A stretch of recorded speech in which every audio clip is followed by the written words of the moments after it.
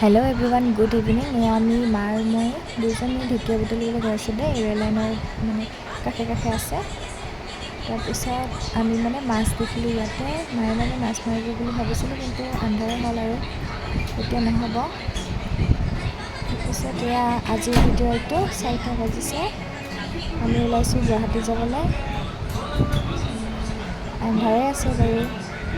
ৰাতি 4:30 ট্ৰেইন আছে আমাৰ। অলপ আগতীয়াকৈ আহিছোঁ ষ্টেচন।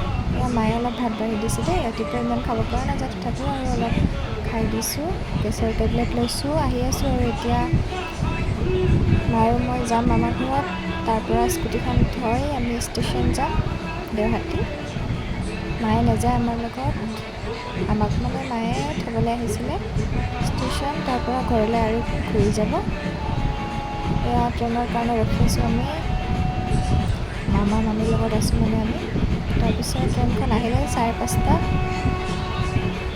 আজি বহুত মানুহ আছিলে, বাছত উঠে যেন লাগিছে। থিয় হৈ আহিছোঁ অলপ, তাৰপিছতহে বহিব পাৰিছোঁ। আমি দুজনীয়ে এনেই আছোঁ আৰু। তাৰপিছত এয়া ধেমালি কৰি আছোঁ এনেই। তাক কৈছোঁ ল'বলৈ পাৰা আইটি। এনেই আছে আৰু তাইও। এয়া গৰমতে আমি একদম থাকিব নোৱাৰা হৈছোঁ দেই। তাৰপিছত এয়া গুৱাহাটী ষ্টেচন পাই গ'লোঁ। পল্টন বজাৰত নামিছোঁ। নামি পৰঠা খাইছোঁ।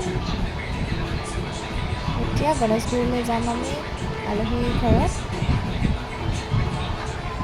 এয়া উঠিছোঁ আমি, গণেশগুৰিলৈ গৈ আছোঁ এতিয়া।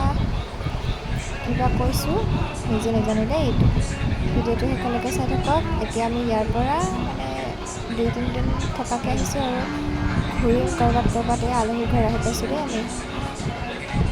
এয়া মই আগত গৈ আছোঁ। তাৰপিছত আহি পালোঁ, ফ্ৰেছ হ'লোঁ। বহি আছোঁ এতিয়া আমি।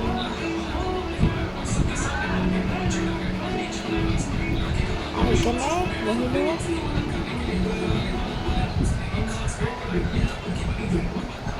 এয়া আমাক আদৰিবলৈ আহিছে দেই এইজনে।